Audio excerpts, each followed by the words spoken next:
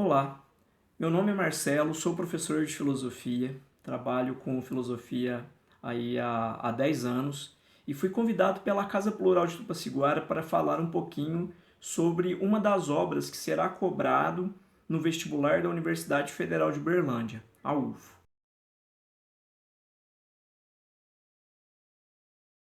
A UFO ela cobra várias obras de literatura dos vestibulandos, e uma dessas obras, né, desse ano é a obra O Homem que Sabia Javanês e Outros Contos, do escritor Lima Barreto. É um escritor brasileiro que é um patrimônio, né, para a nossa nação, devido à produção dele, e eu vou tentar esclarecer alguns pontos aí sobre essa obra, de uma forma assim a tentar ajudar vocês nesse processo seletivo.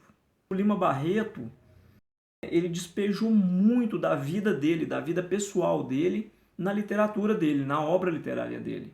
Então isso me fascina muito, porque acaba sendo não posso dizer que é puramente autobiográfico, mas acaba sendo, né, uma carga de vivência muito grande.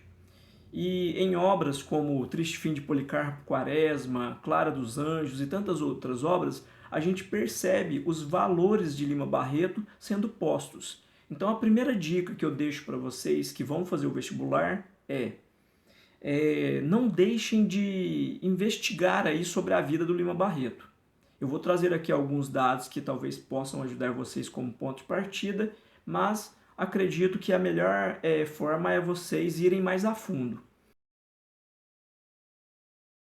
A primeira coisa é, o Lima Barreto, ele nasce em 1881 e ele morre em 1922.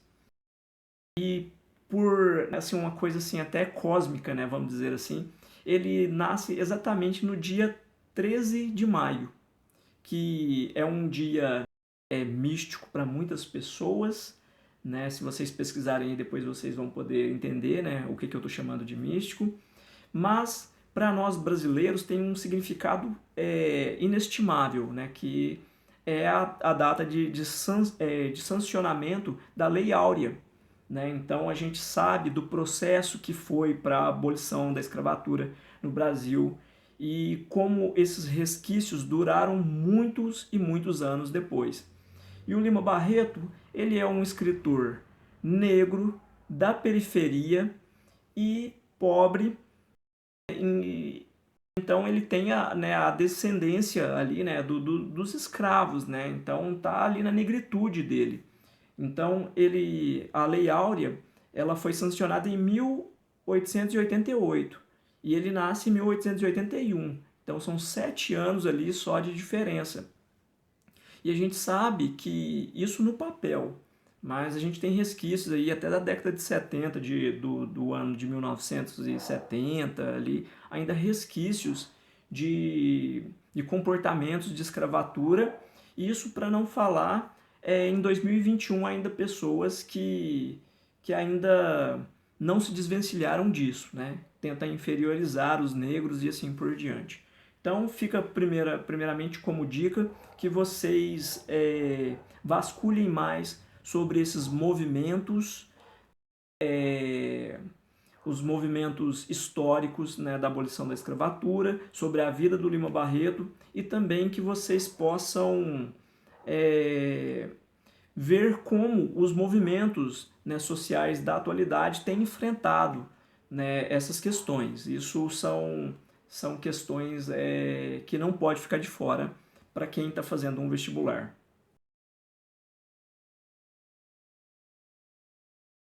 Outro aspecto importante é que o Lima Barreto ele sofre muito preconceito, ele sofreu com alcoolismo, ele foi alcoólatra boa parte da vida dele, ele chegou a ser internado várias vezes, né? Então é muito intensa a vida dele e ele morre jovem com 41 anos de idade. Desse livro, O Homem que Sabia Javanês e Outros Contos, são 17 contos. E eu escolhi um dos contos para falar um pouquinho sobre, que é o conto que dá nome, né, à obra, que é O Homem que Sabia Javanês. Ele é de domínio público, Eu até imprimi esse conto para fazer as minhas análises, está todo riscado aí, mas então já é uma outra dica. Vai lá no site lá de domínio público e baixa o livro para vocês poderem ler. E nesse O Homem que Sabia Javanês, a gente tem aí basicamente 3 personagens. A gente tem o Castelo, que é o personagem que está falando com a gente, que está contando a história. A gente tem o Castro, que é o amigo do Castelo, que está ouvindo a história. E a gente tem também o Barão, né, que se chama, se eu não me engano, Barão de Jacuecanga. Eu acho que é isso mesmo. Né, que ele é tratado assim aqui na obra. Mas o que acontece? Né? Assim, nesse conto, O Homem que Sabia Javanês, começa com o Castelo, né, sentado ali numa confeitaria, tomando uma cerveja com o seu amigo Castro. Eles trabalham lá no consulado e ele começa a contar as histórias que ele vai dizendo, né, ter passado para sobreviver. Então ele já começa contando como ele era mestre na arte de enganar ali para poder sobreviver e levar a vida. Né? Então o Castelo ele vai fascinando ali o Castro com essas histórias até acaba a bebida e aí ele pergunta se ele tem mais tempo para mais uma cerveja. Né? A história ela segue, né, com um episódio em específico, que foi quando o Castelo, né, que é esse que está narrando, está contando essa história para nós, ele conta que certa vez ele se passou por uma pessoa que sabia falar javanês, que sabia ler e falar javanês. Né? Porque certa vez ele precisando de dinheiro, ele viu num jornal um classificado de emprego para uma pessoa que soubesse javanês. E aí, com o aluguel já atrasado, de onde ele estava ficando, ele precisava se virar e ele decidiu aceitar essa vaga. Começou a coletar informações sobre javanês. Na época ele pegou, né, aquelas espécies de Barça, né, que eram uns livros que era o nosso Google de hoje, né? E ele deu uma pesquisada sobre o que era, né, o javanês, que é uma língua de terras malaias e tudo mais. Ele começa a pesquisar tudo que fosse possível. Ele não achou muitas coisas, né, mas serviu para ele poder engambelar o tal Barão de Jacuecanga. Ele se apresenta lá para a vaga de emprego e esse barão ele queria que alguém o ensinasse a falar javanês por um motivo muito especial, né, um motivo significativo para ele, né, porque ele tinha recebido um livro do pai dele e o pai dele no leito de morte disse: olha filho, eu preciso que você aprenda a ler esse idioma. Ele nem sabia que idioma que era. Você precisa aprender esse idioma para você poder ter boa sorte, porque esse livro, quem tem ele em suas mãos tem boa sorte. Mas eu não tive a sorte de poder traduzir esse livro, então eu quero que você aprenda e traduza. Eu ganhei ele de seu avô e ele passa o livro então para esse, né, para o filho, ou seja, para o barão de Jacuecanga. Nesse interim, o que ocorre? Né, o Castelo, né, o estelionatário, né, ele está dando um golpe, né, ele está se passando por alguém que sabe javanês para poder ganhar o salário e tudo mais. O Castelo, ele pega o livro, né, para dar uma olhada e tem um prefácio ali que tem uns escritos em inglês. Detalhe, o Castelo ele é uma pessoa instruída. Né? O conto começa já falando que ele é o bacharel, né? Que ele era bacharel, ou seja, ele se formou, mas ele realmente não sabia javanês, mas ele sabia um pouco de inglês. E o prefácio estava em inglês. Então ele traduz aquele prefácio falando que era um livro, né, de literatura em javanês e tudo mais, de um autor com prestígio.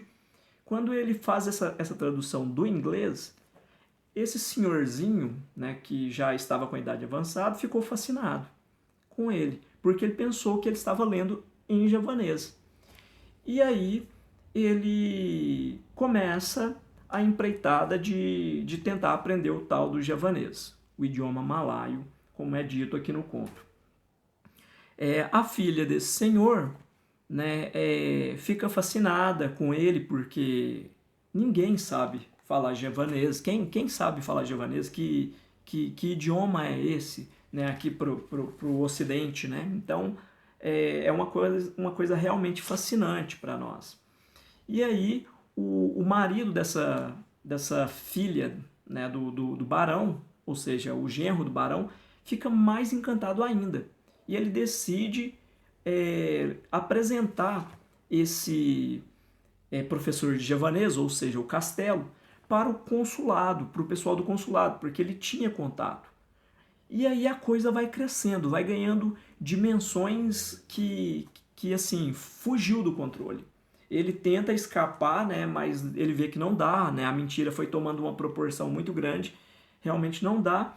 Porém, com a malandragem, né, brasileira, ele vai levando as pessoas ali e ele consegue, né, realmente ir lá para o consulado, ele se torna cônsul de javanês, ele vai para conferências mundiais, porém sempre escapando de alguma forma, se inscrevendo, por exemplo, no departamento errado, e aí, poxa, não deu para representar o país por isso e tudo mais, e assim ele vai se safando.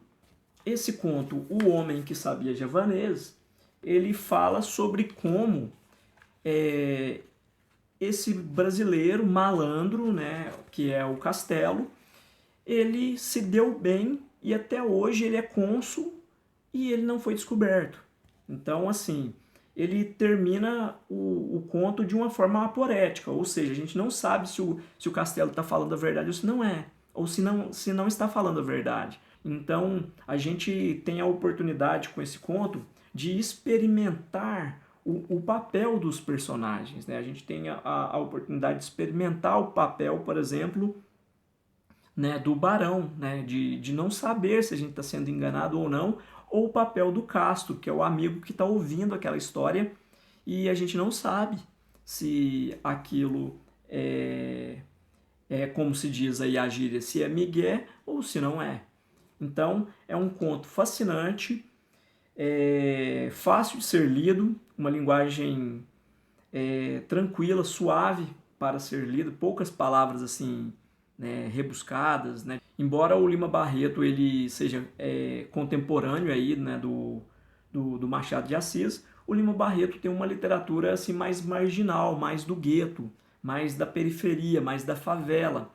Então a gente vê com esse personagem que é o Castelo, né, que era o homem que sabia javanês, a gente consegue ver esse aspecto da literatura do Lima Barreto.